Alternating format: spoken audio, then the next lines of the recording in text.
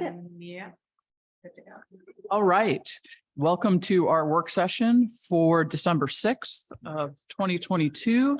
We're going to start with board and commission interviews, and we have Jeff Sanders with us, who is interviewing for the Crossroads Special Business District Advisory Commission. Please come on up here. Jeff, thank you. If you'll just tell us in a few minutes why you want to be on Sure. the commission and your connection to the district. Right. The connection is I own the building at 8780 Big Ben next to Art of Entertaining. It's a multi-tenant office building. I've owned the building since 2003. Previously, I was on Crossroads for probably at least 10 years. I know Roger Groh was the city administrator, whatever at that time. Mara was involved. I know a lot of the players in the neighborhood. Mhm. And now that the street project is looking like it's actually moving forward, that was something that we were wanting 25 years ago. Yes, right. So Chris and Heidi Butts kind of interjected on me and said, you need to get involved again. So we short some members and here I am. Great, thank you. Does anyone on the commission, the council, have questions? Glad you're interested again. Oh, absolutely. Thank you. Yeah, absolutely. So this is, the easiest 2 minutes of your life. So thank you for being Absolutely. here, and we'll be in touch. And I think you know what the answer is. So, Obviously, thank you. yeah, thank you so Welcome. much. Happy to see you. You can't leave us now. Yeah. Work session, I'm not involved. Gotta be back for something else. Real estate. Esco, so. Yeah. Bye. All right. So let me find my things. Okay, review regular agenda. Does anyone have anything they'd like to talk about on the regular agenda? All right, we're going to sail right along then and get to mayor, council, city manager, city clerk issues and updates. Emily? Nope, sorry, Sarah. No, you're fine. No, I just was Okay. mid M&M. I know, I saw that. Well, I was going to let you off the hook. I don't then. actually think I have any historic preservation meets next week. Green space is skipping January or December, so we'll meet again in January. So I think we're good. We had the old orchard tree lighting, so I'll let somebody else talk about that. That was great. And the different, holiday events that are going around in town is great. And that's lovely to see everybody out gathering and shopping. Karen, you want me to come back to you since you're still unpacking, or? Well, I just, planning commission was last night and there was a,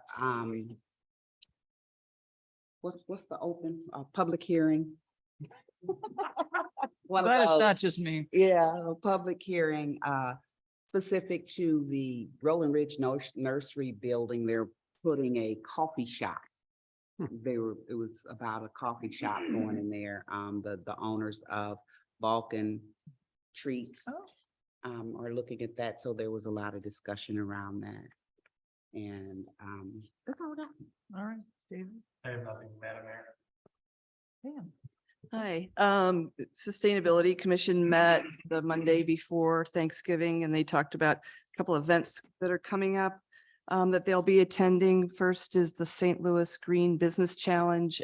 There's a reception at the Missouri Botanical Gardens, and the Green Business Challenge provides a forum for businesses to incorporate sustainable practices that improve financial performance and engage their employees. And as we've kind of talked about for sustainability, when we talk about that, we talk about fiscal sustainability, social sustainability, and environmental. So this is a great opportunity for members of the commission to attend that. In February, there is a conversation about attending the Midwest Climate Collaborative Summit, which will be held at Washington University at the end of February. And that'll be a 3-day summit all about sustainable practices and hardcore stuff. And then also right now they're doing through January, I don't know what date exactly, but after the first of the year, they're doing their Christmas light recycling program. And there are 2 locations where you can take your Christmas lights, whether they are working or not, to be recycled. And that's at Public Works. There is a bin, and then there's another bin at the Recplex. And all types are accepted, but they cannot be attached to anything else like a garland or any other decorations. Just can't bring my tree and dump Correct. And that's all I have. Emerson. it. I just have 2 things, Mayor.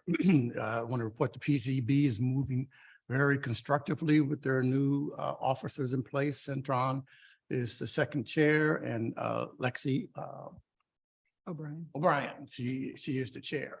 They're making, creating their goals and objectives to achieve for next year. So they're moving right on. So we look, we're not meeting in December, but they're planning their calendar for 2023. I have a quick question. Has there been any outreach for a clergy member to replace Reverend Hayes? No, I have someone in mind, but I have not reached out to him yet. I Okay. don't want to call his name out. But yeah, we do have someone in Okay. mind. Why, do you have a candidate? No, I was just curious. Oh, yeah. Because I think, he was a valuable member, and we had a lot of engagement about 3 or 4 years ago from clergy in the city, and I was just curious. If we do have someone in mind, we'll probably reach out to him. Probably within the next couple of weeks. And the second item, I just want to inform the community about Webster Rock Hill Ministries. This past Thanksgiving, we fed over 225 families that represented over 600 individuals. So it was very successful. Sarah Richardson, her son came out, he was a hand, Dave Buck was there with us. So it was a very successful event. Now we're trying to get Christmas. So I know there's a plea out there for the community to make donations, gift cards, supermarket cards, Schnucks, Aldi's, so we can get that process underway. And we're estimating we'll probably have somewhere about 230 orders to fill. So but- When do you need those all submitted? I think we just talked about. Just before that 7th Saturday? Yeah, before the Saturday, the 3rd Saturday, we'll be giving them out. So we have, thank you, the Webster Groves community and surrounding communities. They have stepped up to the plate and they are delivering gift cards and donations. So we're pleased that that's happening, and we're just trying to get everybody taken care of as far as their needs for the holiday. So, that's it. Old Orchard didn't meet, and I don't believe they're meeting in December either, but they did have the big celebration this weekend, Saturday, and it was an honor to be the one to flip the switch. My family did, to light the tree, which was, it was a thing that happened. But it was well attended. There was a great little mini concert by the Gateway Center of Performing Arts to kick things off with carols, and they did a great job. And it was a nice event. So thanks to everybody who helped put that together, and lots of other activities kind of going on around Old Orchard at the same time. Good stuff. So that's it on the Old Orchard side, and I don't have any updates from the Architectural Review Board. Right. I have no updates. Yes, Madam Mayor, just 2. First, a shout out to planning and development, Mara, Travis, of course, and to Eric Peterson as well. The amount of work they put in this last week to work with FEMA to upload applications and get things done. It was amazing. But so on that note, we have done the work for the 2 repetitive loss properties and have uploaded that applications. And then we're in the holding pattern for the 6 substantially damaged properties, just waiting on additional information. The second thing is, again, to encourage people to fill out the aquatic survey. Really excited about that. Hope everybody does a survey. They're online. We've got paper copies. There's a variety of ways to get to it. It's quick, it's easy. And thanks to those that have already done it, within the first week, we're at 500 already. So it's been 500. very well received. Yeah. Oh, great. So yeah, that's been great. Thank you, Mayor. Sure. Dr. Peoples, when does that survey close? I was afraid someone was going to Oh, ask me sorry. that. Next week. Thank you. End of next week. Okay. And how about the survey for strategic plan? Same The timeline or? same, I believe. Mhm. And it hasn't gotten quite as popular as the aquatic survey, so Strategic planning. I would say for those folks that fill out an aquatic survey, just stop on by the strategic planning surveys. Click. Okay, great. Thank you. Katie, do you have anything? No, Mayor, thank you. Okay. I do have a few things. I did go to the Aquatic Center Open House, which was attended by, I would say, our diehard pool users. So that was a lot of useful feedback, I believe. Tree lighting was great. I got to start Santa's on the Loose, which was fun. Rebecca Now's last chamber event. Arts Commission met this morning. They are going to send to us a proposal to change within the boards and commissions ordinance their purpose statement to better reflect what they do now as compared to when it was first adopted. If no one objects, I'd like to just fold that in with the rest of the boards and commissions stuff that we're putting together, and that way it can be considered with the rest of those alternate changes to that particular chapter. Does anyone object to that? Okay. Then we will send that on to the subcommittee. I'm going to spend a few more minutes on the Charter Review Advisory Board because I know it's important, and so far I've given you really brief updates, but they have really started to dig in. So they've met 4 times now. Jeannie Kirkton's the chair, Nicole Chaput is the vice chair, and Kyle Clumph is the secretary. And the leadership is working out very well in my estimation. They've been trained so far. Neil's done a lot of the training for them, sunshine law, forms of governance, and then provided them guidance in adopting a set of bylaws that they function under. They've started reviewing the charter itself. So they're going through each section, comparing it to the model charter, and then noting everything that we have sent to them as staff and council members. And the way that they're doing this is that they are discussing it, and then they're essentially making a list of decision points that they have to go to. And part of the reason for doing that is there's so much in the charter that it talks about it in section A, and then it talks about it 5 pages later, that to make the actual specific decisions now before you've been through it once, their estimation was that's just going to be too difficult. But they're ahead of schedule. They have a calendar that has them going through the entire charter by May, and they're ahead of that, amazingly enough. And they're also going to think about how to prioritize recommendations to us. They have two trainings that are going to happen in January. Gloria Carter Hicks is going to do a diversity, equity, inclusion through a policy lens training on the 9th. And then Professor Andrea Benjamin from the University of Oklahoma is going to zoom in to discuss ward versus at large versus hybrid forms of government, as well as term limits, since that was another thing that had been suggested for discussion. So they both are very well. Well, we know Gloria Carter Hicks. I actually do know Professor Benjamin, and they're both great. So I think the board will have good feedback. And then the last thing I'll say is they have formed a commission, a subcommittee on compensation. So they're working on that and deciding what kind of proposals, if any, they might want to put forward to the full board so that to see if it would, what might come to us. So that's an update on what they're doing. Unfortunately, the last meeting had some technical difficulties, so the audio doesn't work. And I don't know if it had subtitles or not, but if you have any questions about what's going on, please give me a call or send me an email, because they're really moving along, I gotta say. Mayor, I just want to mention one, listening on some of the their sessions, they are not afraid to challenge each other. Oh, yeah. Yeah, they not call them out, but they just ask, explain that a little bit more. Where are you trying to get? So, Yeah.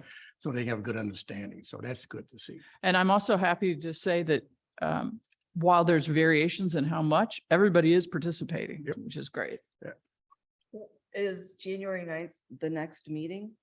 No, there's a meeting Monday, Monday, which is the 15th. 12th, I think. 12th. Oh, Yes, that would be the next meeting.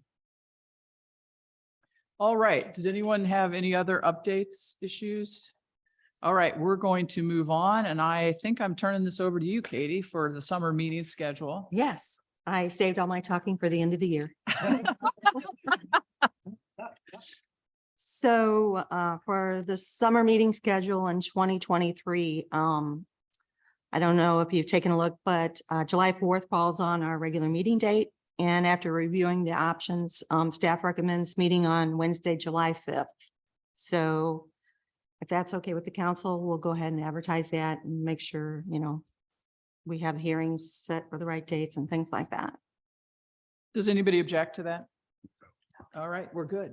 Number two, also it's a tradition to cancel one of the summer meetings. So staff took a look at the dates and are recommending canceling August 15th, 2023, if it pleases the council. So I just want to say we're doing this now because in the past, we've waited to the beginning of summer and who plans their vacation for August and June? So that's the idea of bringing it forward earlier. So, well, sorry. So does anyone object to that scheduling that date as a off day for council meeting? And Mayor, with the flexibility of Zoom, I mean, for me, it makes it easier, even I'm on the beach, I can be out there and have a meeting. Well, I will say this, let's remember that we can come in on Zoom, but the staff still has to prepare in advance for Oh, all of we're our considering meetings. the We're staff. considering the staff. Yes, we are. So the only thing that I would say, I honestly have no objection to August 15th, but that would mean we would meet our August 1st and would not meet again until September 5th. Which is a benefit. That's a good thing. It's a long time. I think it's understood that if we need to call a meeting for some particular purpose, that we can do that within that month period. Correct. And we have done this before. Yeah. It is a little bit longer, but, Yeah. sometimes you just can't take off like in June with the budget hearings and things like that. But this time there's that second meeting, there's really nothing that can't happen the first meeting in August or into September. And I honestly think that if we really have something pressing, we'll be here in some form Sure. on Zoom, probably. And All right. Emerson will be at the beach. Yeah. Anyone, are we all okay with this? David will be sad. Yeah. I will not be sick. All right, I'm hearing no objection, so I'm going to say that we have agreed to both items in your memo, Katie. Thank you very much. I think we're still with you on the next item. Yes. So just a little brief history on the surety bond amendment that's on the agenda this evening, if it pleases the council to take it into consideration. Just in a summary, these amendments will delete the $2,000 surety bond requirement for liquor license applicants. The current provisions, it's antiquated, and it also delays the issuance of the license. And the city has never had any reason to collect on the surety bond. If I recall thinking back, we did some updates quite a while ago, and they kind of mirrored another ordinance from another city, and I think it included the surety bond, which we never had before. So that's where it came in. It was not always on the books here. So, and in addition, the majority of the surrounding cities, they do not have the surety bond requirement for the liquor license. There was only one city that did. And the city attorney has expressed no objections to the amendments. So it's on the agenda this evening for consideration. Any questions about this? Nope. Are there any objections to us removing that requirement? We're going to, I guess, vote on that during the meeting, right? First and second reading. Gotcha. Okay. All right. I Thank you. believe that we've finished. Thank you for your portion of the agenda, and we have the investment policy and portfolio review. And I believe everyone should have a copy of this PowerPoint in front of them. Thank you, Madam Mayor and members. We'll let Ms. Starkey get all the PowerPoint and such up. You do have a copy of the PowerPoint in front of you. You also have three other documents. The current resolution 2010-17, which is our current investment policy. Then also the most recent guide of the public fund investment guide from the state treasurer's office. That is the most recent copy. And then you have the spreadsheet in front of you, which is your annual investment report as required by the policy. Okay. Yeah, So- I didn't get a chance to call you today, but so this investment policy has not been updated since 2010. That is correct. So, and to that point, we'll go through in just a quick second some of our conversation tonight. Joining me tonight, I think for the first time, some of you may not have met him yet, is Gregory Donovan, our fiscal planning and performance manager, joined our city team in August. So we'll hit the next slide, Jenny, if we can. Our goals tonight are to talk about our investment goals overall as the city, which are guided by the policy that the council has created, the types of investments we have, the current state of those investments, including how they work, which is always, if you're ready to talk about bank accounts, an interesting way of how we operate things. Not a bad way, it's just an interesting way. It's much more rigorous than your traditional checking account. Then also a future state, some considerations for going forward, and then a short review on our actual policy and some changes we do recommend from a staff level, and then hearing from you from some others. So I do want to just highlight again, as Councilmember Smith mentioned, this is a 2010 policy. I am not aware. It does require it says biannual, which would mean every 6 months. I think they meant biennial, meaning every 2 years, but I don't believe it's been reviewed in recent years. I couldn't find any on the agenda and such. So we wanted to make sure to bring this to you in the conversations about investments in the city's portfolio. So we'll go to the next slide if we can. For all those at home, this will be the page, the website. You can find all this information. We will have it up shortly after this meeting. Next slide. So our investment goals as driven by the state plan, which we've adopted, are threefold. Our first and most important goal is safety. So the goal of our investments is to not invest in any high risk portfolio type of investments. The city is not in cryptocurrency. We don't invest in Bitcoin. We can't get into any of the high risk alternatives. We are required by the state into certain areas, and that is the first and foremost thing we look for, how to minimize the risk so that our city reserves and fund balance doesn't, fade away to a risk potential. And actually, as I should say that, we have on the bottom, putting our city reserves to work. I want to be very clear. These are the one-time monies. This is if you're going to use the term like your home account, this is the city's savings account. Okay. This is not the operating budget that we're talking about here, other than some cash in, cash out as we make payments through a year. But these are the savings of the city, the fund balance that we address in the budget. Our second goal is liquidity. How do we make sure that we have enough cash on hand should that tax money stop flowing in to continue the provision of services? And so liquidity is, we look for favorable liquidity. The policy doesn't say have 9 months worth of operating expenses or have this dollar in there. It's a very subjective review of liquidity. And so we have a lot of money liquid right now, a large chunk, and that's a question. Could we put more in investment, and for what term, and how do we make sure to maintain some liquidity? Our third goal, which is important, but our least important to look at, according to the policy, is our yield. So what do we make on our money that is invested? And up until, obviously, till recent, as we'll look through this presentation, there wasn't much for finance and interest rates to get for a local government in terms of a low risk investment.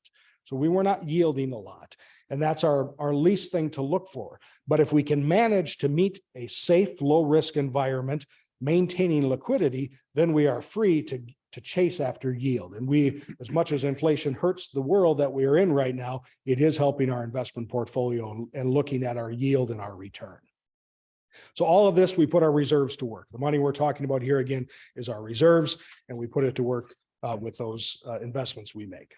So we'll go to the next slide, our allowable investments. Again, we are limited by statute to specific types of investments and durations, cash equivalents, government debt, repurchase agreements, with a 2-year maximum duration. We can invest up to 2 years. So we're not locking things in for 5, 6, 7 years. We're at most 2 years. We do have the option to adopt a more stringent policy than the state guidelines have put forward to us. We have adopted the state policy, but we could be more stringent, limit the number of investments and such. We have chosen the state policy and either as a model to use, and it has worked well for us in terms of what we can be in. I certainly, am not looking to put any high risk investments in place here in the city of Webster Groves, nor would we be allowed to. So I'm going to turn things over to Mr. Donovan to walk through our current investments, and I'll be here and come back. But I do just want to highlight that while the policy calls for me to be your chief investment officer, and I know where all of our investments are and like to watch all the money and the yield come back, this is a team effort. We don't work in silos down in finance. We all put our collective minds together, and that's a bit of a new thing in our administration, just the concept of meeting. We meet every morning at 9 o'clock for a daily huddle and talk about the things that are coming up. And, and we look at these kinds of issues because yield, while again, maintaining safety and liquidity, we can move money in 30 and 40-day increments now and provide a return for the taxpayers. So I just want to stress our teamwork aspect, and Mr. Donovan, who with a wealth of experience from Wells Fargo and Stifel, where he was before he joined us, really ups our game and steps up that game. And so I'm really glad he's here. So I'll turn it to him to walk through our investments, and then we'll come back and talk about our current state.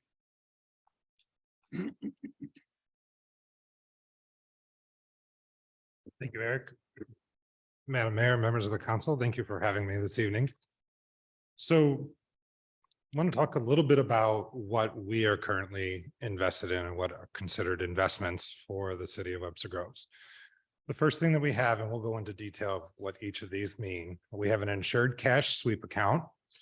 We have bankers acceptances, certificates of deposit, which many of you are probably familiar with, brokered certificates of deposit, little variation compared to your traditional CDs, and treasury bills.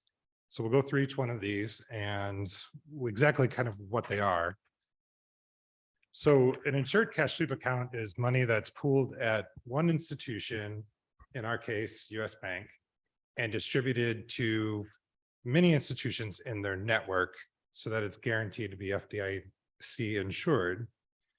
We are currently have about $4.1 million in this particular product or investment, earning 2.5% interest. Prior to October 1st, our rate was 0.05%. Thanks to the generosity of US Bank.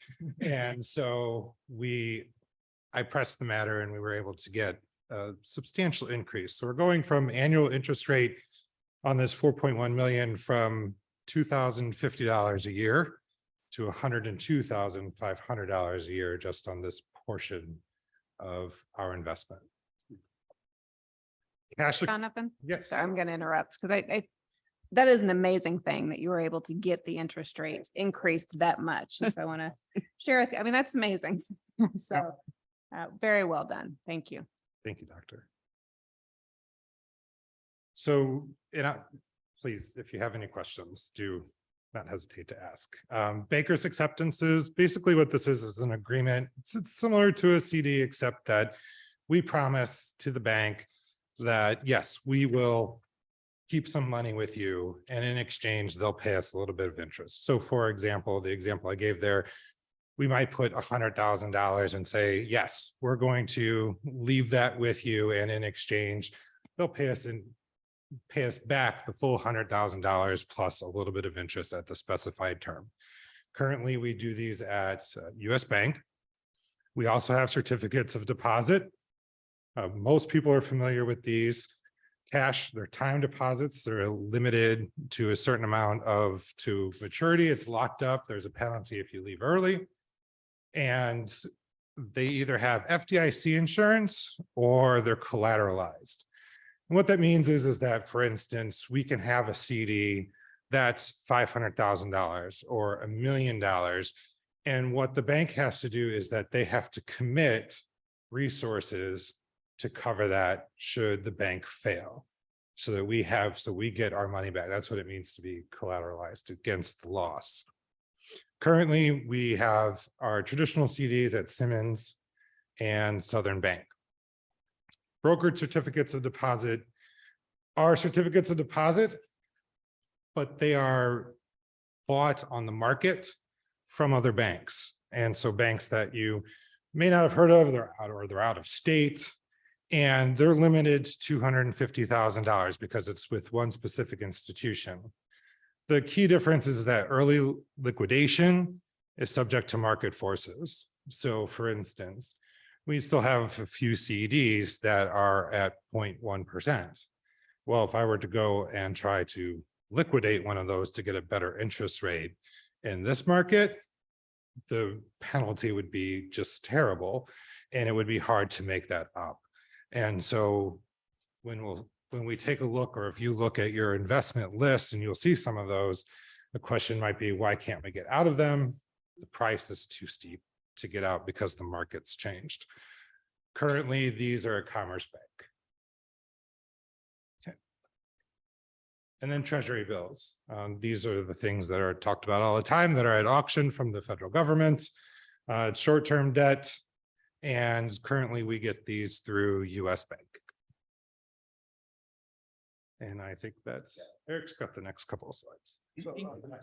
Mr. Donovan's going to come back and show you the fascinating world of how this all works and where the money flows, but this is our current state and where we have our money. So this is as of November 22nd. Your report that you may have in your hand, the spreadsheet, is as of November 30th. So you're going to see the numbers a little different point in time counts. But our checking account is just a shade over $1 million at 1.02. That cash sweep, which is commercial paper going overnight into investment, which Mr. Donovan will explain, is 4.8. That insured cash sweep is at 4.1. We have bankers' acceptances of 541,000 at US Bank, and T-bills, treasuries worth 1.48 million at US Bank. What's all this US Bank? That's our depositor. We at one time did an RFP for bank services. The city has decided that is the bank we will bank at. So that is why US Bank is the predominant institution that we use. Simmons Bank, there are two items there, a money market and then some CDs. The latest maturity again is in January of 2023. I'll start with those CDs. When they do mature, our average yield, when you look at the yield down on the bottom of that sheet that you have, which looks very low, the weighted yield to maturity is only 0.80. That will go up drastically. Those CDs were bought at a time when there was no interest at, as he said, 0.01. So moving into the new market now, come in January, that yield to maturity will go up much greater. The money market at Simmons is the first investment we intend to make in MOSIP, which I'll discuss in a few minutes. You have already authorized the investment in the Missouri Securities program. And so that is our first investment we are looking to make. Commerce Bank does have some brokered CDs. Again, they will come out in September of 23 out of their interest rates. And then Southern Bank has a CD. Simmons and Southern and Commerce were all banks used at some point in previous administrations. Those decisions were made to invest there. Right now, MOSIP is beating all the banks on their market rate. So just give you a heads up in that regard. I do want to have Mr. Donovan come back to explain what happens at US Bank and how we help to maximize investment, again, in a safe way, in a liquid way, but that cash that we take in, we get a big windfall of property taxes. How do we use that day by day to generate some interest? So have him explain what we call the sweep and all those liquid and illiquid accounts we have. Thank you, Eric. So it can be a little complicated to follow, as Eric mentioned earlier, that doesn't function like all of us have bank accounts. So we have a checking account that is pegged to $1 million. And so the checking account on any given day sits at 1 million. And then overnight, what happens is everything above $1 million sweeps. So you see the broom there and it kind of goes around, sweeps into a commercial paper investment. Commercial paper is short-term investments that banks give to institutions that are with no greater than a 7-day maturity. It's how companies like IBM pay their payroll. So they borrow it from the bank and then they give it right back to the bank. And it sits at 0.05%. You don't get a lot of money on that commercial paper. However, so when we think about the checking account right now, or as of when we put the slide together, November 22nd, was sitting at about $5.3 million. So if anything came in substantial, it would be covered by that commercial paper. So we're that liquid in terms of straight cash. I mentioned earlier the insured cash sweep account. Also at US Bank, we have about $4.1 million in that account. And that's the one earning 2.5%. Now, that is a 1-day on demand. So and I've only been here a few months, But the largest check that I've written was for Chief Ellis's ladder truck at $1 million. So we don't get bills. Had to be you, chief. Our truck, yes, it is our ladder truck. So we don't get bills that typically, as far as I know, that we've ever had to take money out of the insured cash sweep and say, hey, US Bank, we're going to have to cover a significant expense that we didn't already have covered in our regular checking account. So that comes out to about $9.4 million, which is strictly liquid. And then in the safe there, I have our illiquid assets. So the bankers acceptances, that's the BAs, brokered CDs, et cetera. So we have about $10.6 million that is essentially illiquid, and that they're tied up in some time deposit that's restricted. You could get to them if you needed to. There would be a penalty associated with early withdrawal. How is it determined, the percentage that is in each of the individual investments? It's a great question. We are limited in terms of what we can put in each one. So there's 30%. We're not going to remember all the numbers off the top of my head. Is this an internal policy or a state policy? Like so we could theoretically change the percentage. And this might be coming, but are you recommending that we give you guys more flexibility? I'm going to ask you at least to consider that maybe we keep a little too much on the liquid side, but that's something we'll talk about. Eric, correct me if I'm wrong. Oh no, I forgot what I was going to ask you. The percentages are they kept by the state, or is it just in our investment policy? Do you remember? So there are models in the state guide that are specific to that, and also in our investment policy. We'll be going over them. So we can look at some of those. I'll turn to the city attorney here. Should we adopt a policy that conflicts in that small area, in my opinion, with the state policy, I don't think we're in too much trouble, but I'll turn to him for what enforcement the state would have over it. So the state policy itself is a guideline. We can adopt it, we can amend it, we can change it in its parts. As long as you are substantively in compliance, you're fine.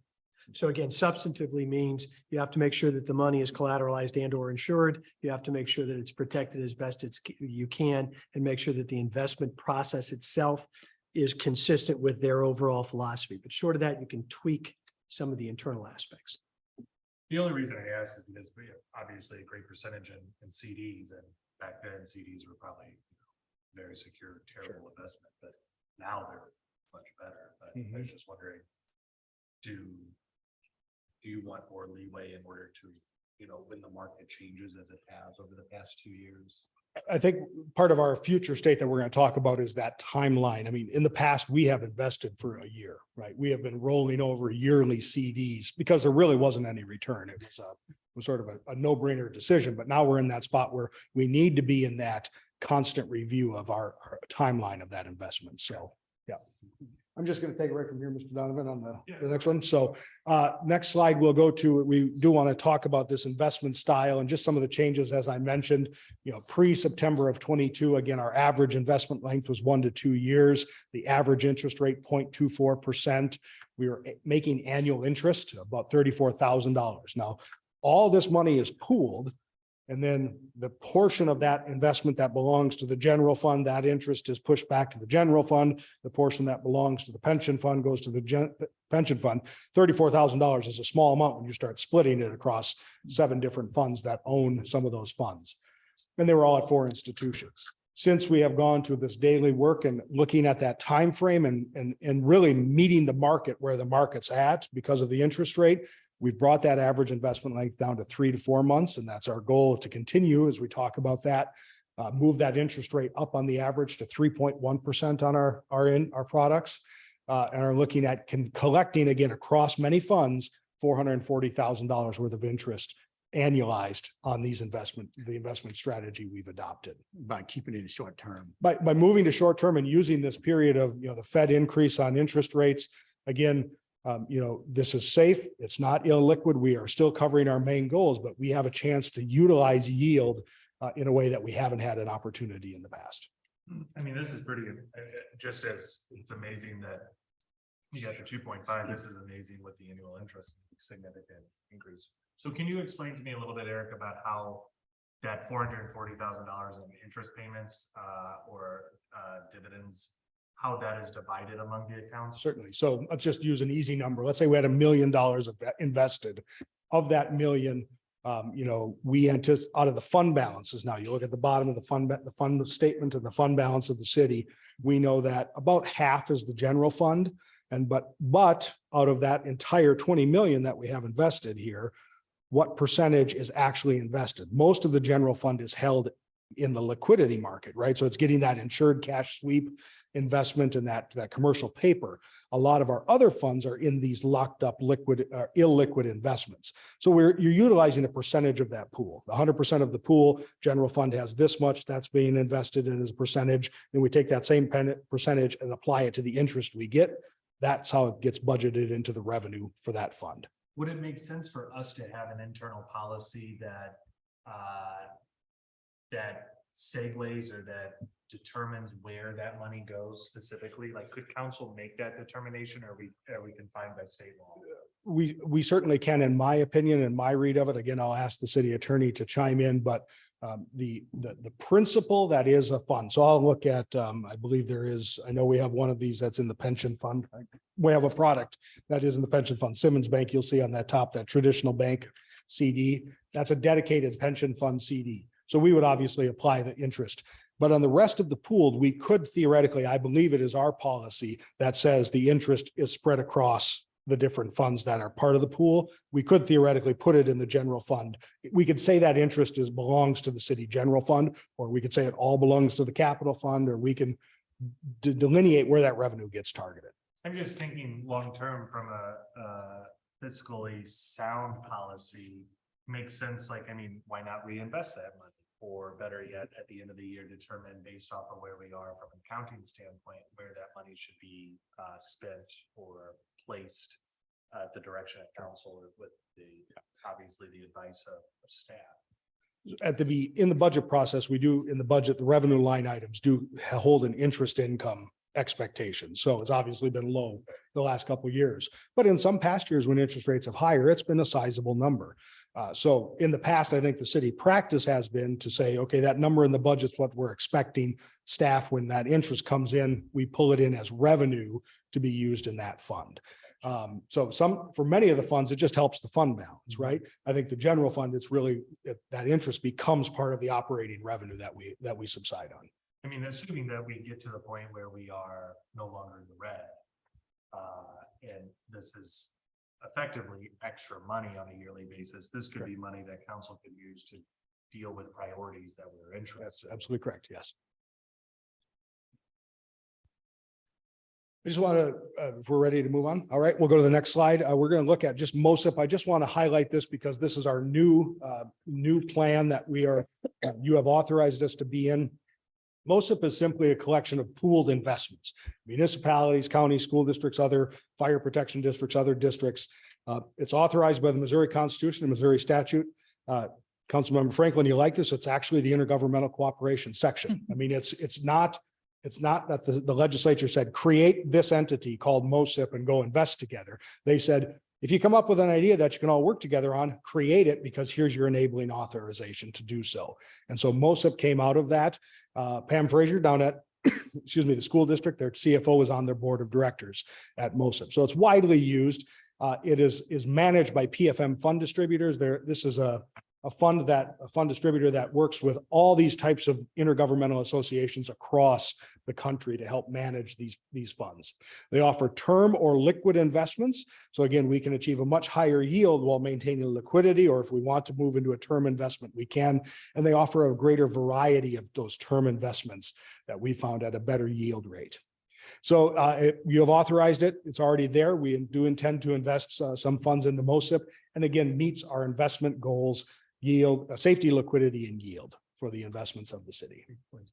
So you said you thought the money market from Simmons that, are you talking about all those funds going to MOSIP, some of those? On the current state slide, yeah, that would be, we intend the whole 1.6 to be Okay. moved. Yeah.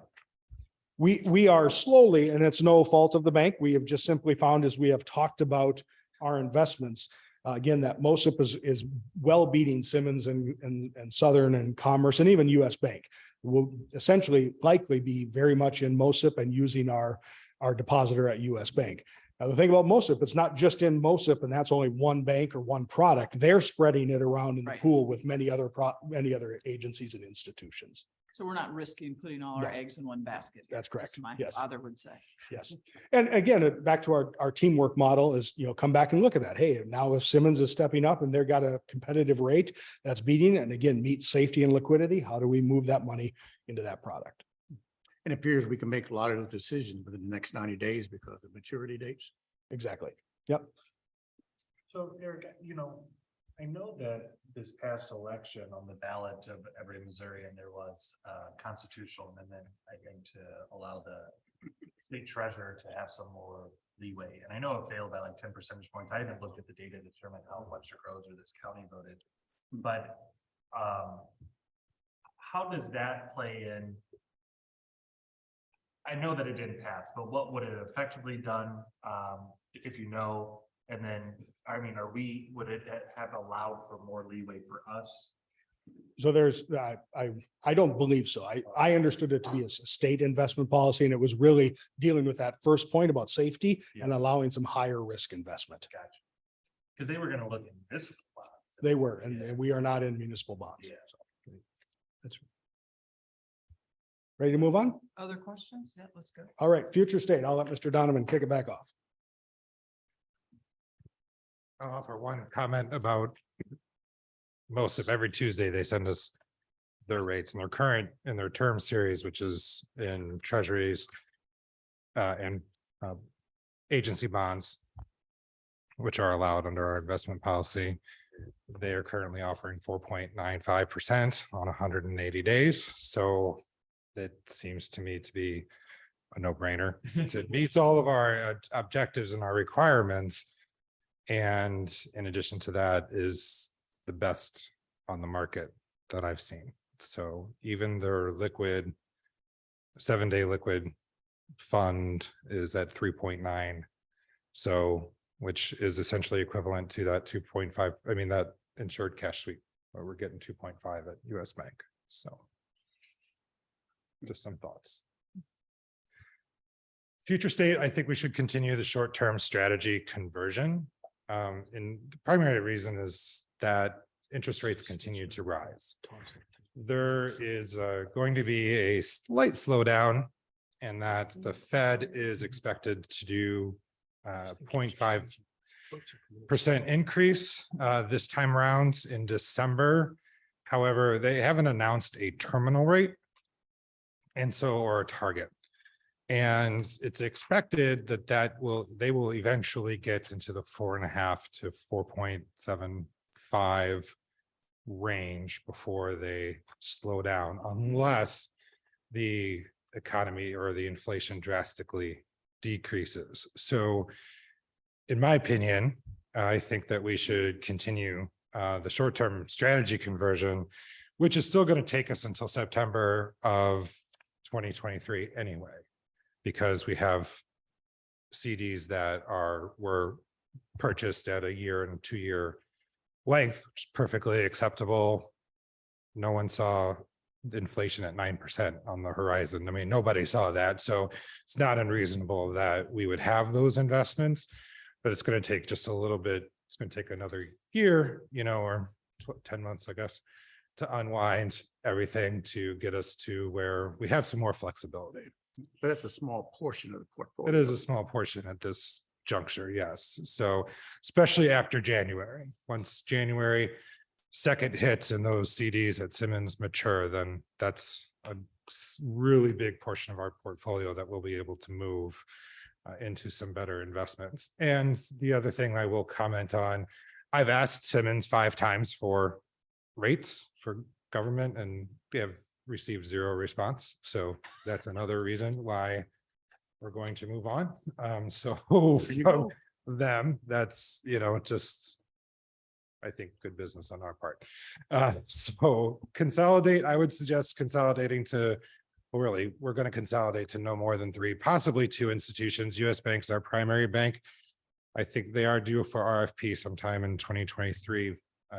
We have obviously substantial relationship with them and everything flows through them. I think I have something from Mercantile Bank on my desk downstairs. So from when they were Mercantile, MOSIP, I think is a good place to go, and Commerce, and that's going to be dependent on the market competition, since we have only brokered CDs there, whether that makes sense to stay and what's, out there on the market, or move it to something that's, we're MOSIP or US Bank or whatever it is that kind of offering kind of the best option for us.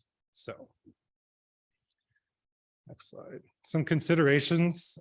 So Councilman, this is, you mentioned earlier or questioned about, could reduce liquid cash balance, take advantage of rising interest rates.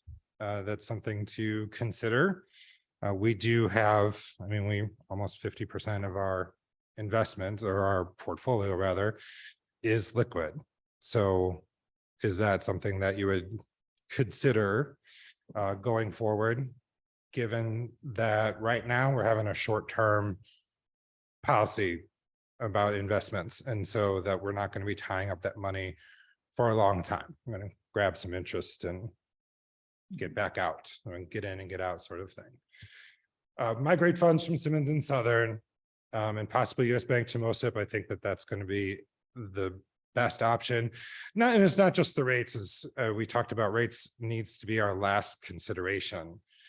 However, it's to what Eric talked about. They're focused on the success of municipal subdivisions, whether it's the school districts, it's the municipalities, the different organizations that have gotten together to put that together. They're focused, they're not allowed to make any investments outside of the state policy, things like that. I would suggest, again, to the conversation earlier, to reinvest the interest as long as you don't need it to maximize investment potential. It would be good to be able to increase our reserves, at least in the short term, until we need them and you're earning more interest, or until you get to the rainy day that you need it for. And then I would say, once the interest rates appear to have peaked, and we'll all know because it'll all be over the news, that's then we look at laddering, which means staggering out up to the 2-year mark what our time frames are for maturity, and looking at that. So locking in some of those higher rates at the 2-year mark, when we know that the Fed is not likely to be increasing rates going forward. That's a lower risk for us, but also making sure that we have enough to take care of the city's cash flow needs. Question. Yes, sir. Going back to David's comment about, or your comment too, is about reinvesting the interest back into the investment item. At what point does that become part of the principal, or can we still continue, allocate that as interest earned? So if it's $1 million and we earn 200,000 on it, you reimburse 1.2, is that 200,000 still indicated as interest earned, or does it become part of that principal? So how you would see it in the general ledger is that you would see $200,000 coming in as cash and then going back out as investment. So it goes back out and becomes part of the principal. Okay, So that does not mean that it can't be used next time that CD or whatever it is becomes available, and you can use it, and then you can skim off the top, or whatever it is that the city would need those funds for. and I would just consider, like what they Sure. said, is that if we have a pressing issue, or we want to move forward with taking care of some capital expense items in the future, those funds can be used without any great impact on the budget. Absolutely. So, and then you have to also consider, I would never recommend taking a significant portion of our liquid cash and tying it up in investments. And we have to, I think with good planning, we can foresee, these larger things. But right now, we're sitting at 10 million, which is available on demand.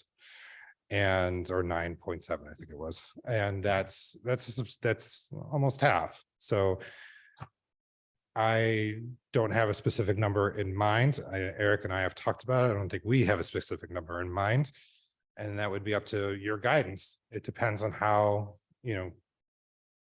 comfortable all of you are in terms of, okay, well, if you say we need that money to be available on demand, then that's what we do. And it's not going to hurt us either way. So we're still going to be having almost we're going to have $10 million invested eventually at around 4 to 5%.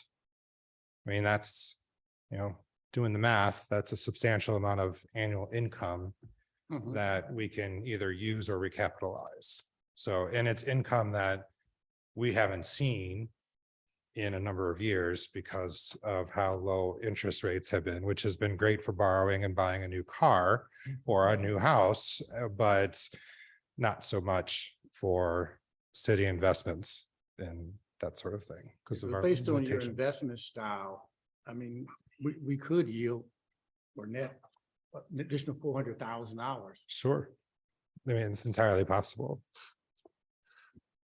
We go back to MOSIP for just a second. When Sure. you said they're not allowed to because of state rules. Mhm. And that our policy is state rules. Are we talking about the same set of rules? Same then? set of rules. Yep. So in fact, we're not moving our rules at all by going to MOSIP. We're just, somebody else is administering those rules, but okay. Correct. I just wanted to be clear on that. Correct. I am extremely, I've been on council now for 4.5 years and I'm extremely impressed by this presentation. Yeah.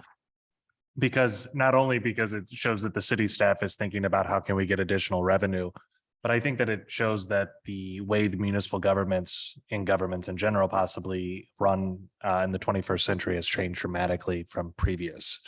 And that we're thinking, hey, if we're going to try to get the best bang for our buck for our residents, we have to be thinking outside the box. So I appreciate you guys doing this.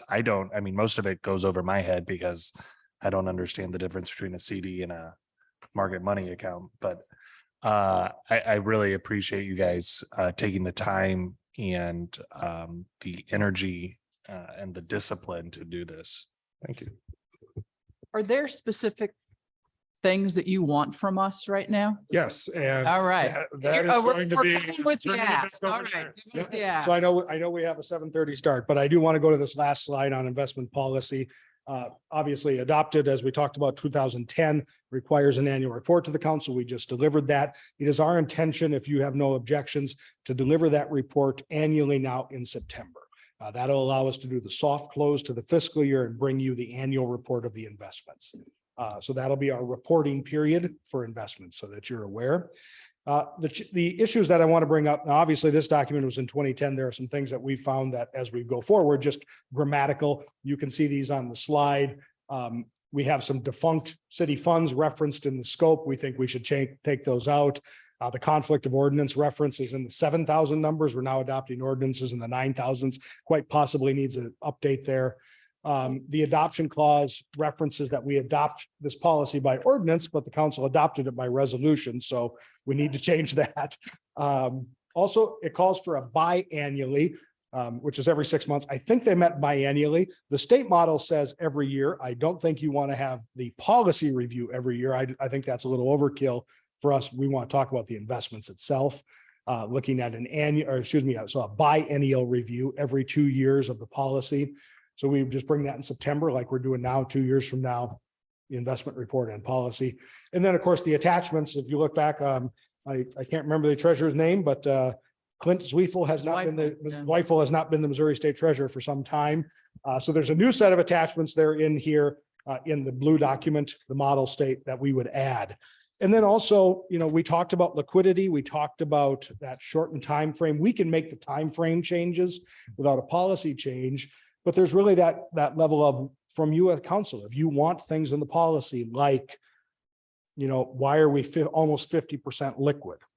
Is there less that we can put in that and get some more yield out of, putting some money over on the illiquid side, or is that too little? Do you want more? I can tell you right now, our bank account, I don't think I've seen in my time here, it dropped below 3 million on the checking side. It's So a we, standard percentage that I guess other municipalities might have in a daily account.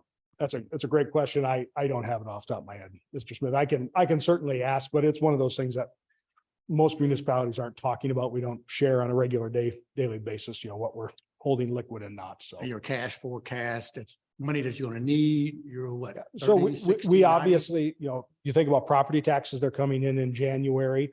But that's really only the big cyclical hit, out of big ticket items. Sales tax, we're doing about 330,000 every month, that comes in on the sales tax across the way. So now for those funds that are like the pension fund that's driven by property tax, obviously what we're doing in that cash flow is we're using general fund to, pay the pension obligation, and then that obligation is being replenished, into the general fund for cash flow purposes. But we certainly we could easily move 2 million out of the liquid checking account and it wouldn't affect our daily operations. And again, we have the insured cash sweep. So even if you take that 5.3 down to 3.3, if we had a check that big, we just simply call US Bank and the next day we have $4 more million waiting for us of our own money without ever talking about having to borrow anything or obligate the city in any other way. So we feel like we could be less liquid and put more in investments. It's really a matter of, support of the council and also in that strategy. And is there a target that you want to say in policy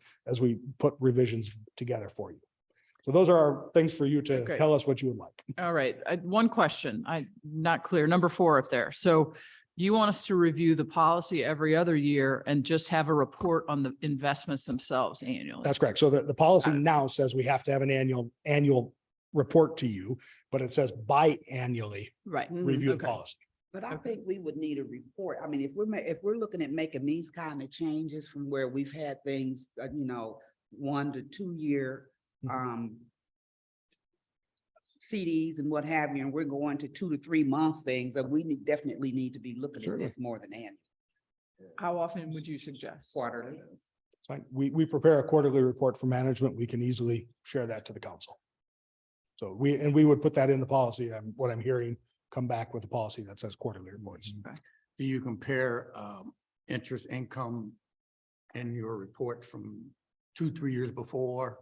So we can see So how it's growing or? We have not done a trend analysis. We can add that. The report you see in front of you in that spreadsheet, that is the report that we prepare for management and for yourself. So we happy to put a trend analysis in if you wish.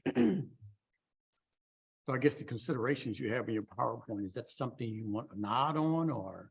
So these are things that, we think we need to revise the policy. We would do so, create a red line for you. These are 5 things that we can see that you would like to include, and just any major objections. And is there anything else not on that list that you want to see in this policy? We just heard one about quarterly reports. So do we agree that to let the finance department go ahead and make some suggestions, redline that document for us for future consideration? Yes. Are there other specific things? We've just talked about frequency of reporting. Are there other things that you want to weigh in on right now before that happens? I would like a recommendation on what you guys think is best. You guys know this, but like on how much liquid cash we should have percentage wise. Certainly. And I guess my concern too is when you need this approved rather quickly. Because we have maturity dates coming up in January, December, and February. So we would probably prepare and have, it's just a resolution. So we would likely come back at the 20th meeting. If you have thoughts and comments, we can have a resolution prepared for the 20th. Yeah, otherwise you're gonna miss all those target dates. Yes, we'll just keep investing it the same way we do now. So. All right, do we have other questions, comments? Our finance department is becoming self-sustaining. Yep. Before we move on, David took some of the things that I'd written in the margin to say, you know, this is the first presentation that we've had like this in this level of detail. And first, thank you. And I don't know, congratulations sounds like not the right thing, but you know, we appreciate the time and effort that went into this. And I think more, as much as we do, making this publicly available and the transparency that's involved in this, I think is the way we all want to see our government work. And so thank you for that. I'm very grateful. Thank you all. Thank you. All right. I think bravo is good word. Bravo is a good word. Thank you. Thank you very much. Thank you. All right, let me find the next paper that I need to find on here because it has the boards and commissions appointments that we're going to make. Are we in favor of appointing Jeff Sanders to the Crossroads Business District Advisory Commission? Yes. Yes. All right, we have Maddie Heikula, who has served 2 years, is completing a term for another member on the Plan Commission and wishes to be reappointed. Do you Yes. wish to reappoint? Yes. No objections? Okay. You can read the other updates that we had, that Scott Mueller is resigning from, or Miller is resigning from Plan Commission, and Peter Ruger from Library Board. Katie did send to us in our materials all the vacancies. We cycled, so we had very few, and now we're cycling to more again. So please, you know, think about people who might be willing to serve, good to serve on these things. And remember that, and I'll try and remember to send out some information about this. We are doing a kind of seminar with United We of Kansas City about applying for boards and commissions. And so we'll need your help in encouraging people to attend that, so that people who think, well, I don't have the expertise, or I don't know what I'm doing, understand that your lived experience is what we're asking for as a community. And that's important to us. So please go ahead and encourage people. I will now stop talking. How about if we take 5 minutes and then we will come back for our regular meeting? All right. Sounds good. Sure. That was good. I was trying to figure out what. Number, Yeah, let me look. I didn't see it. You just want me to use my gavel. All right. I guess I have to turn this on. Okay. Welcome to the regular meeting for December 6th of the Webster Groves City Council. Residents can share comments in person. We would like to also hear from you if you're on Zoom, and you'll use the raise your hand function when we get to the remarks from the community and visitors. If you are here in the audience and you'd like to speak, please fill out a speaker card. I do have one for Mr. Buck. And you are limited to 3 minutes in order to complete the agenda, so that we can actually have a reasonably timed meeting. So we'll appreciate you keeping to that 3 minutes. And I think that's it. So we will start with the roll call. yes, Mayor.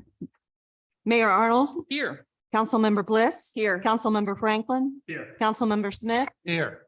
Councilmember Alexander, Councilmember Richardson, Here. Councilmember Hickson Shepherd. Here. All right, we're going to start right out with the remarks from the community and from visitors. Mr. Buck, you are our first and only card for the evening. Oh, boy. No pressure. No. We just pass it back. What key are we going into?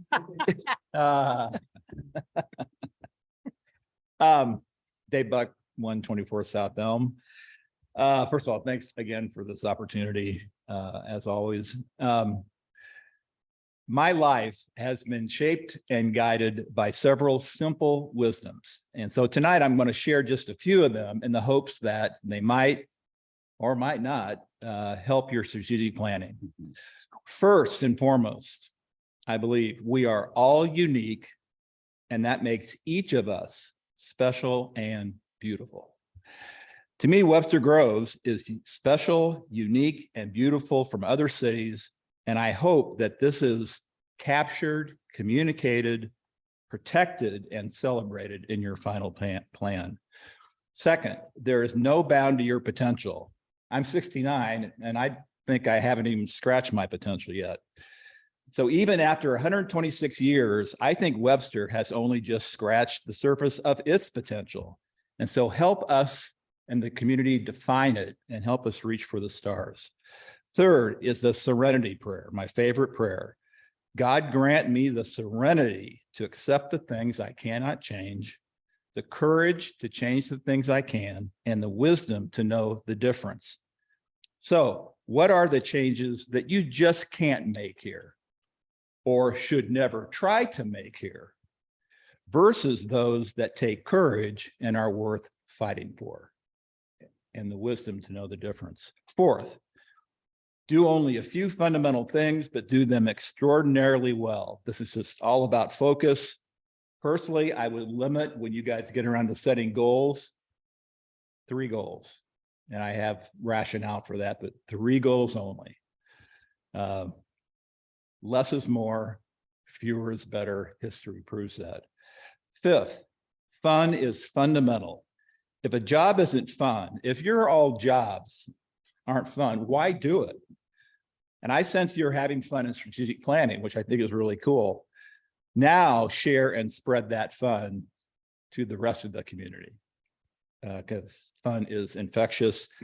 Lastly, sixth and last, carpe diem, seize the day, gather ye rosebuds while ye may. The game is afoot, and in my opinion, in fact, this is maybe my biggest complaint after living here 21 years, is that the city moves too slow against its top priorities and opportunities. So I would encourage you to seize the day, be more aggressive, and move faster. Thanks. Thank you very much. All right, does anyone, mayor, council, city attorney, city manager have new business for us? All right, then we're going to go to unfinished business. And Councilwoman Hickson Shepherd, could you please call for the third reading of bill number 9204? Yes, Mayor, I'd like to call for the third reading of bill number 9204 and its subsequent adoption. Second. Bill 9204, third and final reading. An ordinance approving a parking lot lease by and between the Webster Groves Presbyterian Church Association of Webster Groves, Missouri, a benevolent corporation as lessor, and the city of Webster Groves as lessee, pertaining to the property located at 41 West Moody Avenue and other actions related thereto. Thank you. Are there any questions, comments? All right, let's have the vote, please. Yes, Mayor. Councilmember Bliss, Yes. Councilmember Franklin. Yes. Councilmember Smith. Yes. Councilmember Alexander. Yes. Councilmember Richardson. Yes. Councilmember Hickson Shepherd. Yes. Mayor Arnold. Yes. All right, we'll go into new business. I believe Mr. Peterson has a public announcement to share with us. Thank you, Madam Mayor, and Jenny, I'll pull up a slideshow for those at home to watch along. This is a public announcement required by FEMA in relation to our public assistance grant. I want to be very clear, this is not about the homeowner buyout program and such. This is about the city of Webster Groves application for FEMA assistance related to the damages during the July flood event. So this will be in the key of G, Mr. Attorney, and we'll go as fast as we can. Final public notice, the city of Webster Groves has applied for a federal emergency management agency FEMA public assistance PA funding through the Missouri State Emergency Management Agency SEMA as a subrecipient. Under the National Environmental Policy Act, NEPA, federal actions must be reviewed and evaluated for feasible alternatives and for social, economic, historic, environmental, legal, and safety considerations. Under Executive Order 11988 and Executive Order 11990, FEMA is required to consider alternatives and to provide a public notice of any proposed actions in or affecting floodplains or wetlands. Executive Order 12898 also requires FEMA to provide the opportunity for public participation in the planning process and to consider potential impacts to minority and low-income populations. This notice may also fulfill requirements under Section 106 of the National Historic Preservation Act, NHPA. Funding for the proposed project will be conditional upon compliance with all the applicable federal, tribal, state, and local laws, regulations, floodplain standards, permit requirements, and conditions. Subrecipient, the city of Webster Grove, St. Louis County, Missouri. Project title, Grants Manager, number 683552, Citywide Parks and Recreation Damage, PA-07-MO-4665-PW-0008. Location of proposed work, facility Deer Creek Park, GPS coordinates 38.60650 degrees, -90.33478 degrees. Site name, baseball field, pedestrian bridge, and the wood trail. Date of construction approximately 1974. The special flood hazard area zone, all proposed work would take place in zone AE and the regulatory floodplain. Confirmation of the location in the special flood hazard area SFHA was determined by accessing the City of Webster Grove's flood insurance rate map, panel number 29189C 0327K, effective on 2/4 of 2015. There is a potential for the facility to be impacted by future flooding events due to its location within the regulatory floodplain. The proposed work will take place adjacent to the wetlands per the United States Fish and Wildlife Service National Wetlands Inventory, but will have little potential to impact or affect wetland values. Proposed work and purpose. The City of Webster Groves proposes to make repairs to Deer Creek Park. Work to be completed includes removing and replacing fencing, railing, parking lot paint, 2 trash cans, field soil, trail mulch, and wood trail stairs. Project alternatives. Alternative 1, no action. The no action alternative would reduce the operating capacity of the park since the flood damages would not be repaired. The wood trail would not be open to the public and the parking lot would be at reduced efficiency. Alternative 2, move the park out of the floodplain. This alternative would remove the entire park out of the floodplain, which would reduce the future flood loss. However, the cost of the action greatly outweighs the benefit. Comment period. Comments are solicited from the public, local, state, and federal agencies and other interested parties to consider and evaluate the impacts of the proposed projects. The comments should be made in writing and addressed to the following email, terry.toye@fema.dhs.gov. Please send comments with the subject line DR-4665-MO-008 11988 comment. All comments are due no later than 15 days after the posted date of this notice, posted November 21, 2022, end of notice. Thank sorry. you. I'm very sorry, much. Eric, what'd you say? So when they talk about moving the park out of the floodplain, how do they propose that is done? I mean, you're looking at where the lines are drawn on that area and you put the ball field beyond that, or what? So that would, because it is in the floodplain, that would be one of the standard alternatives they would always include in this public notice. They have already indicated to us as the city that there is no expectation we will move the park out of the floodplain unless we so decide. The purpose of the public assistance grant is to repair the damages, to take action to repair the damages. The reason for this notice is because it is likely to flood again because it remains in the floodplain. And therefore they must give the public comment an opportunity to essentially, as you've all heard about the conversation about homes, offer the same comment to them about whether or not the park should remain in the floodplain. I mean, I guess my question is, I don't even know how that's even possible. It would not be possible For this unless, to be for this to be an alternative, I just don't even understand how. under the federal policies and guidelines, they always offer this alternative in this type of case.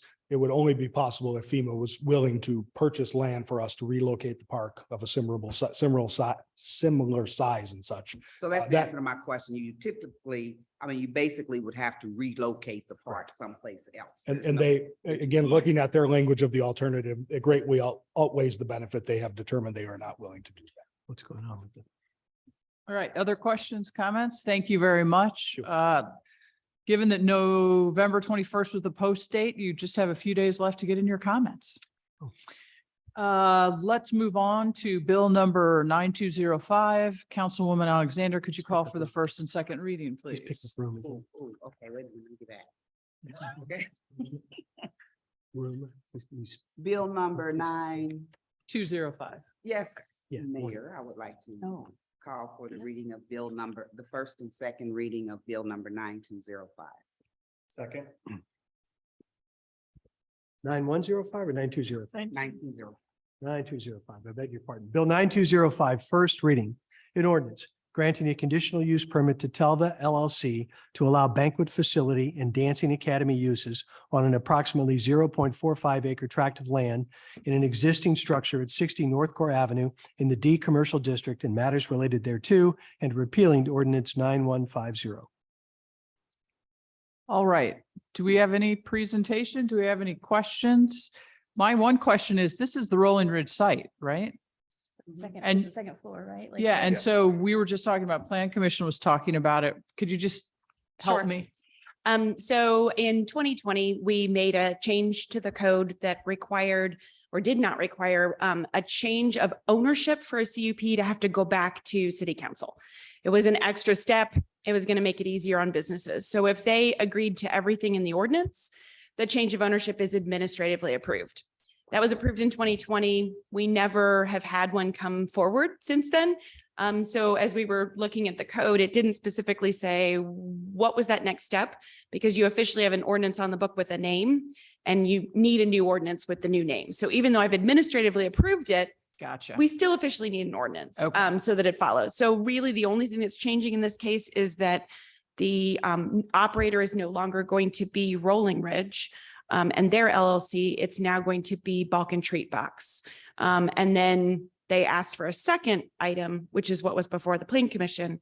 You'll have a hearing on that at the next council meeting as they move forward with that CUP. So there'll be 2 CUPs on the property. Okay, so this one's a formality and then we'll get whatever substantive change in the next one. Correct. Correct. All right. Thank you, Mara. That's very helpful. Mhm. Any other questions or discussion? Let's have the second reading, please. Bill 9205, second reading. An ordinance granting a conditional use permit to Telva LLC to allow banquet facility and dancing academy uses on an approximately 0.45 acre tract of land in an existing structure at 60 North Core Avenue in the D Commercial District and matters related thereto, and repealing ordinance 9150. Right. Thank you. Councilmember Franklin, Bill number 9206 for first and second, please. Yes, Madam Mayor, I'd like to call for the first and second reading of bill number 9206. Second. Bill not, excuse me, Bill 9206, first reading. An ordinance granting a conditional use permit to Sun Mojo LLC to allow a restaurant, no drive-through use on an approximately 0.42 acre tract of land in an existing structure at 101 West Lockwood Avenue in the D Commercial District and matters related thereto, and repealing ordinance 7761. CJ Buds. Yeah, you got a front row seat was available. So yes, there is a purchaser of CJ Muggs. And so they did need to get a new CUP. It was a really old one from the 80s. So everything is still in place, but we updated the language to match what we currently have. All right. They're taking over the restaurant. Oh, they're just gonna. They're taking over the restaurant. They have a new name that should be in the further down in the ordinance. And they, with the third reading at the next meeting, they will also have their liquor license at the next meeting. That was gonna be my question. So it'll no longer be, it'll still be a restaurant and it just won't be CJ Muggs. Correct. Mara, it's my recollection that the original restaurant, the first liquor license in Webster Groves, I think, was at that site, right? And I think it was Augustus Moody's. Oh, I had forgotten about Moody's. I haven't lived in St. Louis long enough to. Oh, know. thanks. Thank you. Say Thank you, yes to Mara. that. Dave, as a resident historian. Yeah. Mhm. And that, in order, you couldn't buy a drink in Webster Groves. In order to get a drink, you had to go over to the one over by Deer Creek Park. Hugo's, Yeah. Cousin Hugo's. Yep. Yep. Mhm. All right. Although this is lovely down memory lane here, we're going. It is. It's fascinating. There's history. Really, I was There's just, At the train station, they're like, oh my God, it was alcohol. Mhm. all right. Thank you once again for the explanation. Let's have the second reading. Bill 9206, second reading.